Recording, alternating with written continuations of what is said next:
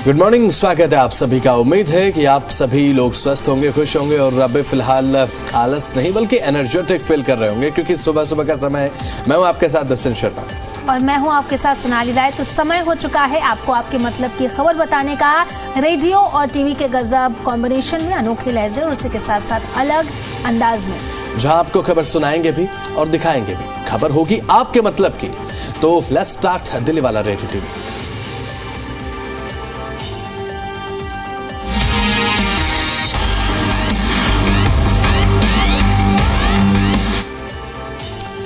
तो शुरुआत करते हैं। सबसे पहले बात राजधानी दिल्ली में इस समय मौसम की करें तो अब मौसम बहुत ज़्यादा ठंडा है भाई। और आज भी अगर घर के बाहर निकलेंगे, अगर वार्मर नहीं पहना है तो इसकी कमी आपको ज़रूर महसूस होगी। दिल्ली एनसीआर समेत पूरा उत्तर भारत ठंड से ठिठुर रहा है। बर्फीली हवाओं और घने कोहरे के साथ लोगों के लिए परेशानी का सबब अब और ज़्यादा इसलिए क्योंकि घर से बाहर निकलते ही उनको ये अंदाज़ा हो जाता है कि भाई ठंड कितनी ज़्यादा है। सोना बिल्कुल सही कह रहे हैं आप। जब मैं घर से आज बाहर आई तो कम से कम 4-5 लेयरिंग मैंने किया, क्योंकि ठंड बाहर बहुत है और ठंड आपको लग ना जाए।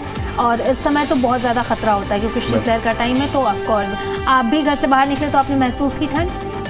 जाहिर सी बात है सोनाली, हम ऐसा तो नहीं। लेयरिंग बिल्कुल वो बहुत ज़रूरी है। और बुधवार को लगातार दूसरे दिन दिल्ली में कड़ाके की ठंड जारी रही और ऐसे में दिन का तापमान बात अगर करें तो कम रहा। पालम और लोधी रोड पर शीतलहर की स्थिति जो है वो दर्ज की गई। अगले कुछ दिनों तक भाई साहब आपको ऐसा ही मौसम देखने को मिलेगा। अगर आप चलते हैं टू व्हीलर पर तो ये स्थिति आपके लिए और ज़्यादा कहीं ना कहीं बहुत ज़्यादा ट्रिकी हो जाती है। जब आप चलते हैं और उस समय अगर आपके पास ग्लव्स नहीं है तो आपको सही मायने में यह एहसास होता है कि भाई ठंड आखिर क्या चीज़ है। बिल्कुल सही कह रहे हैं बसंत आप, क्योंकि एक बार मैं स्कूटी मैंने सोचा चला के जाती हूँ और ग्लव्स भूल गई। उसके बाद स्कूटी को चला के जाते हैं ऑफ कोर्स कॉमन सेंस की बात है, थैंक यू।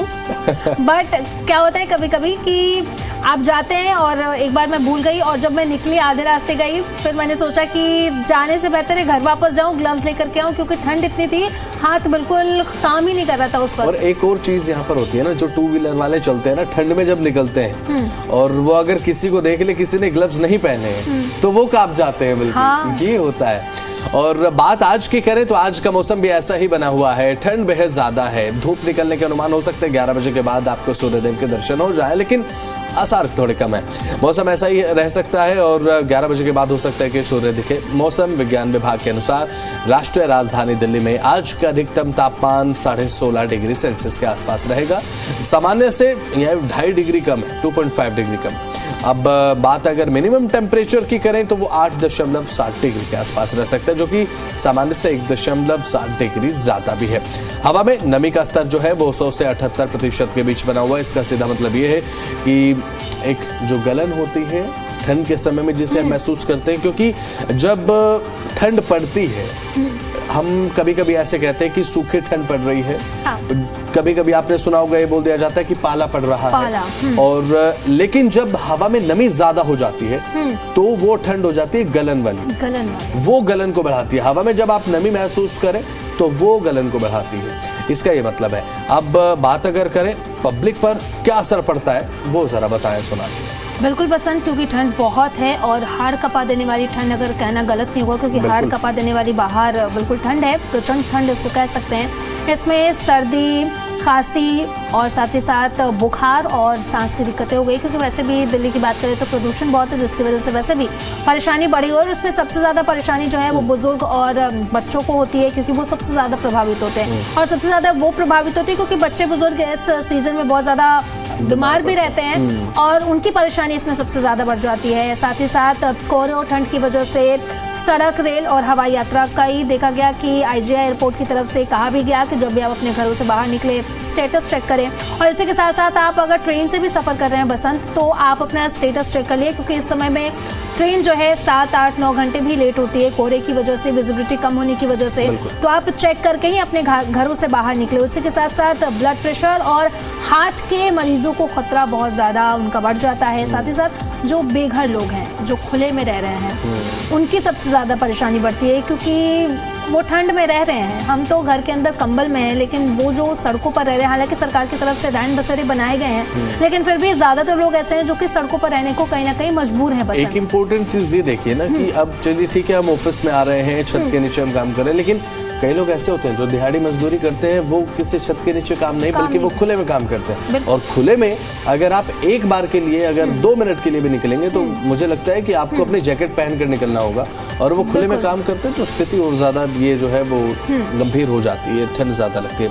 अब ऐसे में क्या करना चाहिए, क्या ना करें, गर्म कपड़े जरूर पहन कर निकलें, और खासकर सर, कान, पैर, ये सभी चीजें आप ढक कर रखें, क्योंकि इन्हीं चीजों के जरिए जो है वो आपको ठंड लगने की प्रोसेस शुरू होती है। सुबह शाम बिना जरूरत घर से बाहर ना निकले, तापमान में भारी गिरावट होती है। सुबह के समय जब आप उठते हैं, सुबह 5 से 7-8 बजे के आसपास जो है वो तापमान बहुत ज़्यादा कम रहता है। और गर्म पानी पिएं, सूप पिएं, चाय काढ़ा पी सकते हैं। और चाय के शौकीनों के लिए तो भाई ठंड एक अच्छी चीज़ है। एक मैं रील देख रहा था इंस्टाग्राम पर, एक मैंने मीम देखा और बहुत हास्यास्पद वो था कि सुबह उठते हैं तो चाय बना ली, अब उठे हुए 1 घंटा हो गया तो चाय बना लीजिए, आप नहा लिए हैं तो चाय बना लीजिए, बाहर से आ रहे हैं तो चाय, बाहर से आए हैं तो चाय बना लीजिए, ऑफिस पहुंच रहे हैं तो चाय पी लेते हैं, पहुंच रहे हैं तो चाय पी लेते हैं, चलिए निकलने का टाइम है तो चाय का समय पे जा रहे तो चलिए एक चाय तो यहाँ भी पी लेते हैं। तो हर एक चीज को चाय से जोड़ दिया जाता है ना ठंड में, एक वो भी चीज है। अब बच्चों और बुजुर्गों को कोहरे में बाहर न जाने दिया जाए, ये आपके लिए अच्छा रहेगा, क्योंकि देखिए बुजुर्गों को शिकायत रहती है पोल्यूशन को लेकर, है ना, और सांस की दिक्कतें बुजुर्गों को रहती हैं, और ठंड ज़्यादा लगती है बुढ़ापे में, ये चीज़ें कही जाती हैं। अभी फिलहाल ये तमाम चीज़ें हैं जिनका आपको ध्यान रखना चाहिए। तो ठंड भाई बहुत ज़्यादा है, लेकिन अब बात अगर ठंड को करें, ठंड तो बहुत ज़्यादा है, लेकिन ठंड के साथ साथ एक और चीज़ है जो थोड़ी सी कम है, वो है एक कोहरा। क्योंकि आज जब मैं आ रहा था रोड से, क्योंकि फ्लाइट से तो कोई ऑफिस पहुंचता नहीं है, जाहिर सी बात है, और जब आज मैं ऑफिस आ रहा था 800 से 900 मीटर तक की जो विजिबिलिटी है वो रोड पे विजिबल थी। और अभी फिलहाल बात करते हैं पोल्यूशन की, क्योंकि ठंड तो बहुत ज़्यादा है, जो कम है वो है कोहरा, और थोड़ा सा पोल्यूशन भी कम है। थोड़ी सी राहत, थोड़ी सी दया कर ली है पोल्यूशन ने, मुझे लगता है दिल्ली वालों पर, कि भाई कोहरा पड़ रहा है तो चलिए हम थोड़ी अपनी इंटेंसिटी घटा देते हैं, जब कोहरा कम होगा उसके बाद हम दर्शन देंगे। बताइए समय। बिल्कुल, कल के मुकाबले आज राहत है, लेकिन प्रदूषण से पूरी तरीके से छुटकारा कब मिलेगा, क्योंकि अब दिल्ली वासी जो हैं अब पूछने लगे हैं, क्योंकि कई साल हो गए हैं और यही स्थिति बन रही है। सरकार बदल गई लेकिन फिर भी प्रदूषण वही का वही है। अब काम तो करना चाहिए सरकार को, हालांकि प्रशासन और सरकार की तरफ से काम तो किए जा रहे हैं, लेकिन अब इसका परमानेंट सॉल्यूशन क्या होगा ये देखने वाली बात है। अब सरकार को भी इस पर कोई ना कोई परमानेंट सॉल्यूशन जरूर निकालनी चाहिए, क्योंकि पिछले सरकारों में जो हुआ वो भी इस सरकार में भी वही हो रहा है। अब इस सरकार को कुछ ना कुछ नया करना चाहिए, क्योंकि अब जनता भी इसको लेकर के सवाल पूछने लगी है, कब उनको प्रदूषण से राहत मिलेगी। बिल्कुल जाहिर सी बात है।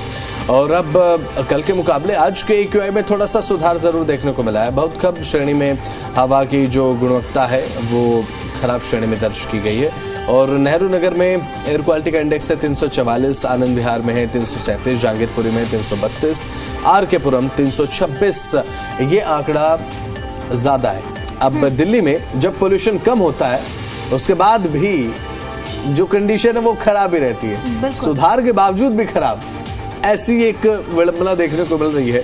और अब आप ये कह सकते हैं कि भाई दिल्ली के लोग जो है, अब पोल्यूशन न्यू नॉर्मल हो चुका है दिल्ली के लोगों के लिए। मुझे लगता है कि बाहर कितना एयर क्वालिटी इंडेक्स है, चलिए 300, चलिए ठीक है, थोड़ी राहत है, चलिए बाहर निकलते हैं, ऐसा हो रहा है। बिल्कुल सही कह रहे हैं बसंत आप। अब सरकार को इसके लिए परमानेंट सॉल्यूशन जरूर देखना चाहिए, और साथ ही साथ लोग भी इसको लेकर के कई बार सुझाव देते हैं, और हमारे शो में भी आप सुझाव दे सकते हैं हमारे सोशल मीडिया प्लेटफॉर्म पर #रेडियो टीवी पर जा करके। आप अगर कोई मुद्दा चाहते हैं कि हम इस शो में उठाएं, क्योंकि हम आपसे जुड़े हुए मुद्दे इस शो में उठाते हैं और आपको आपसे जुड़ी हुई चीजें बताते हैं, तो अगर आपका भी कोई मुद्दा है, आप भी चाहते हैं कि इस टॉपिक पर हम बात करें, तो आप ZDL हरियाणा के जो सोशल मीडिया का प्लेटफॉर्म है वहां पर जाकर #रेडियो टीवी ढूंढ सकते हैं, और वहां पर आप कमेंट कर सकते हैं, और उस मुद्दे को हम जरूर अपने इस शो में उठाएंगे बसंत। और ये बहुत ज़्यादा ज़रूरी है। समय समय पर हम ये चीज़ बताते हैं दर्शकों को कि आप चाहते हैं किस चीज़ पर बात होना चाहिए, कोई ऐसा टॉपिक है, कोई ऐसा मुद्दा है, आपको जिस बारे में जानकारी चाहिए, तो वो आप कमेंट सेक्शन में ज़रूर लिखें और हम आपको ज़रूर बताएंगे कि उसके ऊपर अपडेट क्या है, उसके ऊपर चल क्या रहा है। और साथ ही अब बात जब हम पोल्यूशन को लेकर करते हैं ना सोनाली, तो जब ठंड में आता है पोल्यूशन, तो एक तरफ तो कोहरे का कहर होता है, तो वहीं दूसरी तरफ प्रदूषण इस तरीके से बढ़ता है, घटता है, दिल्ली वाले उससे परेशान हो जाते हैं। ठंड में ये आकलन कर पाना मुश्किल हो जाता है कि भाई घर से बाहर निकले, अब पोल्यूशन से बचने के लिए हम मास्क लगाएं या फिर ठंड से बचने के लिए हम कैप लगाएं, कैप लगाएं, मफलर लगाएं, एक ही बात है। और आजकल तो मफलर कम कैप, वो दोनों चीजों को करने की कोशिश करते हैं लोग, है कि नहीं? बिल्कुल सही कह रहे हैं। और जो लड़कियां हैं या फिर महिलाएं, उनके लिए तो खासतौर पर वो कैप और वो जो मफलर दोनों साथ में आता है। तो देख लीजिए, अगर आपको मास्क लगाना है तो मास्क लगाइए, आपको मफलर लगाना है तो मफलर, अगर आप दोनों में अगर कंफर्टेबल है तो आप दोनों ही लगा करके घर से बाहर निकले, क्योंकि ठंड भी है और प्रदूषण भी है। और तो चलिए, फिलहाल अभी हमने आपको बताया कि प्रदूषण को लेकर क्या अपडेट राजधानी दिल्ली में है और जिसका असर, देखिए पोल्यूशन हो या फिर ठंड हो, अब सड़क पर तो असर देखने को ही मिलता है, ट्रैफिक पर असर देखने को मिलता है। और तो चलिए, ट्रैफिक से जुड़ी हुई खबर की अगर हम बात कर लें, क्योंकि ट्रैफिक चालान भाई दिल्ली में बहुत करते हैं। और एक मैं सोशल मीडिया पर जब स्क्रॉल कर रहा था थोड़ी देर के लिए अपडेट्स क्या, तो मैंने एक मीम देखा, अब बड़ी हास्यास्पद बात लिखी थी कि भाई दिल्ली में कैमरास लगे हुए हैं, कई जगह पर कैमरास काम करते हैं, कई जगह पर कैमरास काम नहीं करते हैं, लेकिन दिल्ली के सभी रास्ते कहाँ जाते हैं? दिल्ली के सभी रास्ते जाते हैं चालान की तरफ। और कभी आपका हेलमेट का चालान काट दिया जाएगा, कभी सीट बेल्ट का चालान हो जाता है। तो अगर आपके ज्यादा चालान हो रखे हैं तो भाई आपके लिए बहुत ज्यादा इंपॉर्टेंट खबर इसलिए क्योंकि अब लोक अदालत निकलने जा रही है। अब देश की राजधानी दिल्ली में राष्ट्रीय लोक अदालत लगने वाली है और ऐसे में अगर आपका ट्रैफिक चालान पेंडिंग है या फिर सोच रहे हैं कि भाई पुलिस को ऑन द स्पॉट पैसे ना देकर, पुलिस को ऑन द स्पॉट चालान के पैसे ना देकर, सॉरी माफ कीजिएगा, क्योंकि एक अलग सेंस में चला जाता है कि पुलिस को पैसे देकर, तो उस सेंस में मत जाइएगा। पुलिस को पैसे देंगे तो आपको ज्यादा मुसीबतों का सामना करना पड़ सकता है। तो पुलिस को ऑन द स्पॉट ट्रैफिक चालान का पैसा न देकर आप चाहते हैं कि भाई थोड़े में काम निपट जाए, क्योंकि हम यही चाहते हैं, मिडिल क्लास वाले यही चाहते हैं कि भाई मौके पर पैसे ना भरें, जाए लोक अदालत में, जाए लोक अदालत में निपटारा कराए, जो आपका 5,000 के चालान है वो आपको 1100-1200 रुपये में आपका निपट जाता है। तो ये अदालत लगने वाली है, कोई अन्य मामला है, कोई ट्रैफिक चालान है, तो इसे इस लोक अदालत में वो निपटाया जा सकता है। और आपको बता दें कि राष्ट्रीय लोक अदालत है 10 जनवरी, ये डेट जो है आप मत भूलिएगा, 10 जनवरी 2026 को 7 कोर्ट कॉम्प्लेक्स में ये लोक अदालत लगने वाली है। इसमें पटियाला हाउस, करकटजुमा, 30 हजारी, साकेत, रोहिणी, द्वारका और राउज एवेन्यू कोर्ट कॉम्प्लेक्स शामिल है। तो अगर आपका कोई भी चालान है तो 10 जनवरी ये डेट आप मत भूलिएगा और इसके लिए आप आवेदन जो है वो ऑनलाइन कर सकते हैं। 5 जनवरी से इसका आवेदन चालू है, तो आप वेबसाइट पर जा सकते हैं और इसके लिए आप आवेदन कर सकते हैं। और 10 जनवरी को जो भी आपका चालान है उसका निपटारा आप एक ही जगह पर करवा सकते हैं। और अब जो ये चालान है वो 30 सितंबर 2025 से पहले के चालानों का निपटारा होगा इस लोक अदालत में। तो इस बात का थोड़ा ध्यान रखें, कहीं ऐसा ना हो कि आपका चालान हुआ है दिसंबर में, नवंबर में, अक्टूबर में, वो लेकर आप पहुंच जाएंगे तो भाई चालान का निपटारा नहीं होगा। फिर आप ये मत कहिएगा कि हमने तो ये सुना था कि भाई लोक अदालत हो रही है और चालान का निपटारा, लेकिन ये इस पर थोड़ा ध्यान दीजिए। आप अगर आपका चालान पेंडिंग है 30 सितंबर 2025 से पहले का, वो निपटारा इसमें जरूर होगा। तो Delhi state legal service authority of Delhi traffic police अब मिलकर पूरे तरीके से राष्ट्रीय लोक अदालत लगाने जा रहे हैं। अगर आप भी ट्रैफिक चालान का निपटारा कराना चाहते हैं, आसान शब्दों में आप चाहते हैं कि ये ट्रैफिक चालान की जो झंझट है वो खत्म हो जाए, पिछले जो पेंडिंग है और जिसके बारे में आपने सोचा है कि कराएंगे जब कभी लगेगी लोक अदालत, क्योंकि पिछली बार तो भाई सितंबर में लगी थी। और तो अनिवार्य है कि नोटिस लेकर जाए आप, माफ कीजिएगा, और जो प्रिंट आउट है वो खुद लेकर जाए, क्योंकि कोर्ट कॉम्प्लेक्स में प्रिंट आउट निकालने की सुविधा आपको नहीं मिलेगी। वहां पर जाकर केवल परेशानी के अलावा और उस समय कुछ नहीं होगा अगर आप ऐसे ही पहुंचते हैं।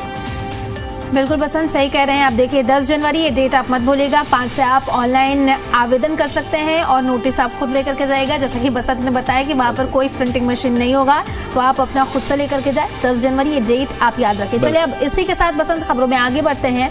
आज दिल्ली के कई इलाकों में रहेगा जल संकट। तो देखिए कई इलाके ऐसे जहाँ पर जल संकट रहेगा। कहाँ कहाँ ये जल संकट रहने वाला है बसंत, हमारे दर्शकों को एक बार बताइए। बिल्कुल, और अभी फिलहाल हो क्या रहा है, जो जलाशय, भूमिगत जलाशय की सफाई हो रही है जिसके चलते जल संकट रह सकता है। बूस्टर पंपिंग स्टेशन की सफाई होगी। आज और कल जो है वो जल आपूर्ति प्रभावित रहेगी। इसका मतलब जो आपके घरों में पानी आता है ना, वो प्रभावित होगा।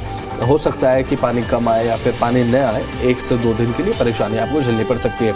अब एक्स पर पोस्ट कर दिल्ली जल बोर्ड की तरफ से जानकारी दे दी गई है। लोगों से कह दिया गया भाई थोड़ा 2 दिन के लिए थोड़ा प्लीज एडजस्ट कर ले, थोड़ा संभल कर चले। जल ही जीवन है और इस जीवन को सुधारने के लिए अब थोड़ा सा काम कर रही है जल बोर्ड और दिल्ली सरकार। कहां कहां जल संकट रहेगा, जैसे कि मेरी सहयोगी सोनाली ने पूछा, आपको बता देते हैं। ओल्ड सब्जी मंडी और मलकागंज, सराय और इसके साथ राजपुरा रोड, शक्तिनगर, विजयनगर, रूपनगर, विश्वविद्यालय, police line, Shri Ram institute, ये जगह है जहां पर आज जो है आपको जल संकट देखने को मिल सकता है। इसके अलावा कल कहां कहां जल संकट रह सकता है, क्योंकि आज और कल 2 दिन के लिए लोगों को बहुत ज्यादा सतर्क कर दिया गया है कि आप थोड़ा सा प्लीज एडजस्ट कर लीजिए। क्योंकि कभी कभी होता है ना कि हम जब गर्म पानी में नहाना शुरू करते हैं हमें पता ही नहीं चलता भाई 10 मिनट हो गए, 15 मिनट हो गए, लुत्फ आ रहा है, चलिए ठीक है नहाते, तो आप वो मत कीजिए। हाँ, 6-7 बाल्टी पानी में नहा जाते हैं लोग, पता भी नहीं चलता है, तो वो थोड़ा मत कीजिए। तो आज और कल थोड़ा समझ कर थोड़ा सा एडजस्टमेंट करें। कल कहाँ कहाँ जल संकट रहेगा बता दीजिए। तो कल की अगर बात करें तो हिंदूराव अस्पताल, साथ ही साथ सिविल लाइंस क्षेत्र और नया बाजार, चांदनी चौक, लाहौरी गेट, पीली कोठी, कश्मीरी गेट, सेंट स्टीफन अस्पताल, मोरी गेट, तीर्थ राम अस्पताल और साथ ही साथ राजपुर रोड, सरायपुर। तो देखिए इन इलाकों में अगर आप रहते हैं तो पानी का थोड़ा कम इस्तेमाल करिएगा तो अच्छा रहेगा। हाँ बिल्कुल। तो अब जल संकट के बारे में बताना इसलिए जरूरी था क्योंकि दिल्ली वाले जल को लेकर भाई वैसे ही बहुत परेशान रहते हैं। जल की आपूर्ति को लेकर बहुत ज्यादा परेशान रहते हैं। हर 3 से 4 महीने में आपको कहीं ना कहीं इलाके में सुनने को मिल जाएगा जी पानी नहीं आ रहा है, पानी के चलते बहुत ज्यादा परेशानी हो रही है, पानी ना आने के चलते हम बाहर से पानी खरीद कर पी रहे हैं और सप्लाई का पानी ठीक नहीं आ रहा है। तो इन चीजों को लेकर मुझे लगता है कि एक स्थायी समाधान की ओर बढ़ने की हमें जरूरत है। सुना तो चलिए अब खबरों में आगे बढ़ते हैं और दिल्ली की मुख्यमंत्री रेखा गुप्ता ने एक्स पर एक पोस्ट किया और उनकी तरफ से कहा गया है कि युवाओं से वो सीधा संवाद अब करने वाली है। अब उनकी तरफ से एक्स पर पोस्ट करके क्या कुछ कहा गया है एक बार जरा हम आपको सुनवा देते हैं। 11 जनवरी संडे लंच करेंगे मेरे साथ। 12 जनवरी को होता है हमारा राष्ट्रीय युवा दिवस, विवेकानंद जी की जयंती, युवाओं का दिन, आपका दिन। और मैं चाहती हूँ कि आपसे मिलूं, आपसे बात करूं, आपकी शिकायतें सुनूं, आपके सुझाव जानूं। पिछले 11 साल की शिकायतें भी मुझसे कर लो और आने वाले 11 सालों के लिए सुझाव भी मुझे बताओ और 11 महीने में हम क्या कर पाए वो भी जरूर डिस्कस करेंगे। 12 तारीख को युवा दिवस के उपलक्ष्य में 11 के लंच पे मिलते हैं, क्योंकि वर्किंग डे है ना मंडे 12 तारीख। आपके लिए शायद 11 तारीख और भी लंच टाइम ज़्यादा बेहतर होगा, इसलिए 11 को मिलेंगे। प्रॉब्लम तो सब कहते हैं, समाधान क्या हो सकता है? DM करके बताएं, कमेंट करके बताएं, अक्रॉस द सोशल मीडिया मुझे ज़रूर बताएं। पहला लंच होगा, 15 से 20 लोग सेलेक्ट करेंगे, उनके साथ बैठेंगे, पर आगे भी मिलते रहेंगे, बातचीत करते रहेंगे, क्योंकि मोदी जी के विजन के साथ में दिल्ली को आगे लेके जाना है। विजन 2047, विकसित भारत, विकसित दिल्ली। जय हिंद, जय भारती, जय श्री राम, जय श्री श्याम। तो ये वीडियो आई होप कि आपने पहले तो नहीं देखा होगा क्योंकि ताज़ा वीडियो है। हाँ। और राष्ट्रीय युवा दिवस के मौके पर मुख्यमंत्री खास कार्यक्रम लंच पे चर्चा के तहत राजधानी दिल्ली के युवाओं से मुलाकात करेंगे। चाय पे चर्चा आपने कार्यक्रम का नाम कई बार सुना होगा। हाँ। लेकिन ये है लंच पे चर्चा और इसके तहत युवाओं के साथ मुलाकात करेंगे। और मुझे ऐसा लगता है सोनाली कि मुख्यमंत्री जब युवाओं से मिलती हैं, हाँ, और जब युवाओं से मिलने के बारे में बात करते हैं तो मुझे लगता है कि ये एक अच्छी चीज़ होगी युवाओं से मिलने के बाद, क्योंकि देखिए हर जो एज ग्रुप है ना, हर एज ग्रुप की अलग अलग एक्सपेक्टेशंस होती हैं सरकार से। फॉर एग्जाम्पल कोई अगर आप किसी बच्चे से बात कर लें वो क्या मांगेगा, खेल खिलौना, और किसी आप युवा से बात करेंगे तो आपको एक यूथ का नजरिया पता चलेगा। क्योंकि राजधानी दिल्ली में आप अगर बात करें तो यहाँ पर कम से कम ये मानकर आप चलिए कि 65 से 67% जो है वो युवा है ना। बिल्कुल।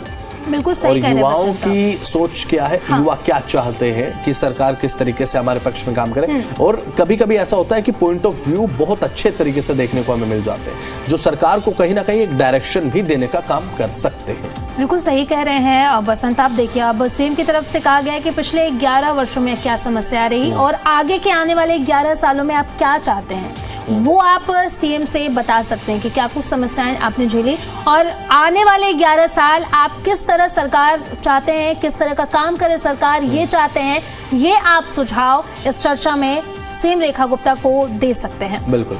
और मुख्यमंत्री रेखा गुप्ता 11 जनवरी रविवार को आयोजित होने वाले लंच पे चर्चा कार्यक्रम में युवाओं के साथ संवाद करेंगी, बात करेंगी, उनसे मिलेंगी। और ये कार्यक्रम राष्ट्रीय युवा दिवस के अवसर पर आयोजित होने जा रहा है। और राष्ट्रीय युवा दिवस के मौके पर अगर युवाओं से बात करके उनका पॉइंट ऑफ व्यू, उनकी जो क्या इच्छा है, सरकार किस तरीके से काम करे, युवाओं के लिए सरकार और बेहतर क्या कर सकती है। कभी कभी जब इस तरीके के कार्यक्रम होते हैं तो कोई ऐसा सुझाव भी आ जाता है जिस पर विचार नहीं किया गया था, और वो बहुत ज्यादा इंपॉर्टेंट। बिल्कुल बिल्कुल बसंत, सही कह रहे हैं आप। सीएम रेखा गुप्ता के साथ लंच करके आप तो अपना सुझाव दे सकते हैं और साथ ही साथ हमारे इस कार्यक्रम में भी आप अपना सुझाव दे सकते हैं बसंत। जो भी आपकी परेशानी है, जो भी आप चाहते हैं कि इस टॉपिक पे, इस शो में, क्योंकि हम आपके मुद्दे उठाते हैं, आप चाहते हैं कि इस शो में हम आपके लिए कुछ बात करें या किसी टॉपिक आप चाहते हैं कि इस पर बात करें, तो हम जरूर बात करेंगे। एक बार सोशल मीडिया प्लेटफॉर्म पर आप वहां पर जाइए, कमेंट करिए #रेडियो टीवी के नाम से जिदी एनसीआर हरियाणा के सोशल मीडिया प्लेटफॉर्म पर, और हम उस टॉपिक को इस शो में जरूर उठाएंगे।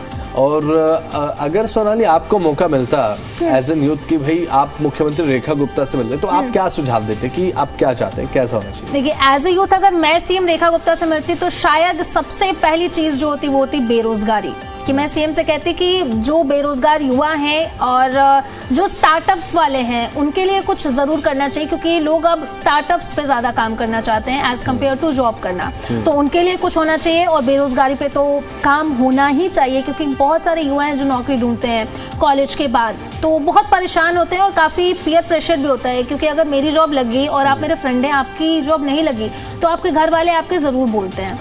बिल्कुल, ये तो है और ये चीज़ बहुत ज़्यादा ज़रूरी भी है। और अब आप मुख्यमंत्री रेखा गुप्ता के साथ अब लंच भी कर सकते हैं और साथ ही साथ अब लंच करने के साथ आप सुझाव दे सकते हैं, ये बहुत ज़्यादा इंपॉर्टेंट है। अब युवाओं से मिलकर उनके सुझाव जानना ये ज़रूरी इसलिए हो जाता है क्योंकि आपको एक नज़रिया पता चलता है, आपको यूथ की सोच का पता चलता है कि आखिर क्या चल रहा है। बिल्कुल सही कह रहे हैं बसंत आप। अब चलिए इसी खबर के साथ हम आगे बढ़ते हैं। सीएम रेखा गुप्ता के साथ अब लंच पे आप मिल सकते हैं और चर्चा कर सकते हैं, बहुत बड़ी खबर है। अब इसी के साथ हम आगे बढ़ते हैं।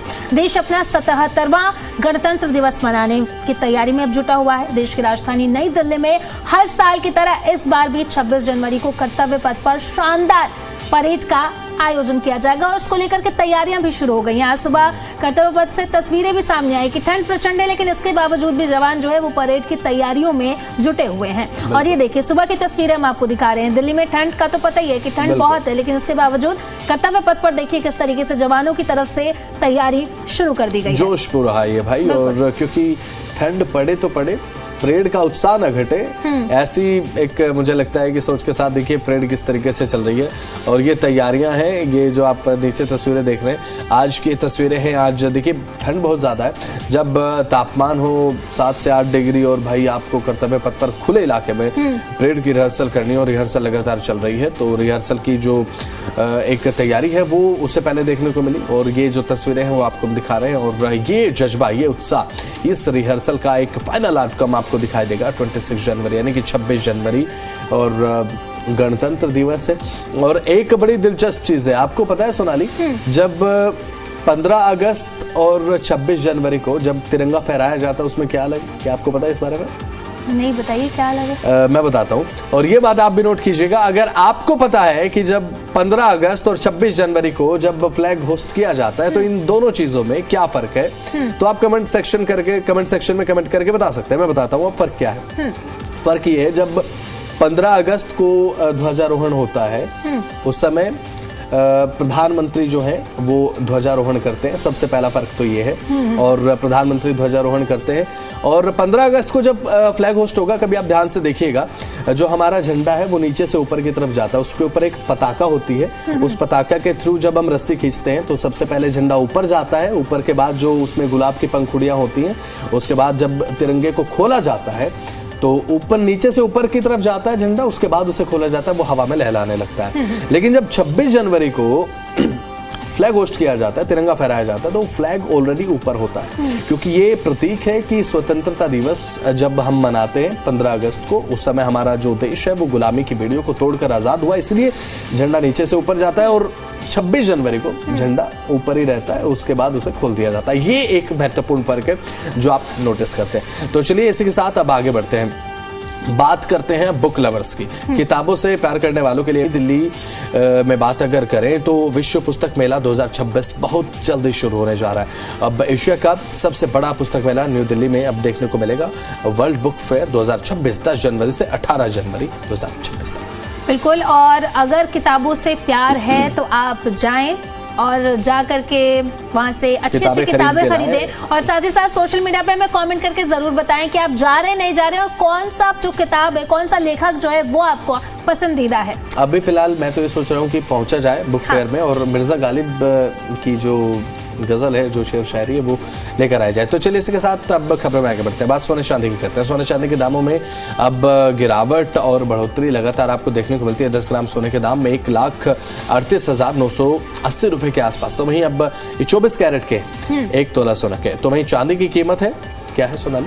2,53,100 रुपए। तो देखिए 2 लाख के नीचे तो आ ही नहीं रहा चांदी। अब सोच रही हूँ कि मैं सोचना बंद कर दूँ, क्योंकि जब से शो शुरू हुआ है मैं सोच रही हूँ कि कुछ ना कुछ मैं खरीदूँ, लेकिन मैं खरीद बिल्कुल नहीं पा रही हूँ। तो चलिए इसी के साथ अब बात अगर पेट्रोल डीजल के दामों की करें, अगर आप सोच रहे हैं कि गाड़ी में रिफ्यूलिंग कराना है तो भाई थोड़ा पेट्रोल डीजल के दाम आप जान लीजिए। दिल्ली में पेट्रोल की कीमत है 94 रुपये 77 पैसे प्रति लीटर, डीजल की कीमत 87 रुपये 67 पैसे प्रति लीटर के हिसाब से आपको चुकानी होगी। और सीएनजी आपको क्योंकि प्रति किलोग्राम के हिसाब से मिलते हैं तो 77 रुपये 9 पैसे प्रति किलोग्राम के हिसाब से। ये दिल्ली के हैं, और नोएडा गुरुग्राम के बता दीजिए। नोएडा की अगर हम बात करें तो पेट्रोल की कीमत है 94.85 प्रति लीटर, डीजल की कीमत की बात करें तो 90.03 प्रति लीटर है। और साथ ही साथ हम गुरुग्राम के दाम भी अपने स्क्रीन पर दिखा रहे हैं, वो आप देख लीजिए। तो हमने पेट्रोल डीजल के दाम आपको बताया। तो चलिए अभी फिलहाल समय की कमी, इसलिए हमें दीजिए इजाजत। नमस्कार। इस कार्यक्रम के यहीं पर समाप्त।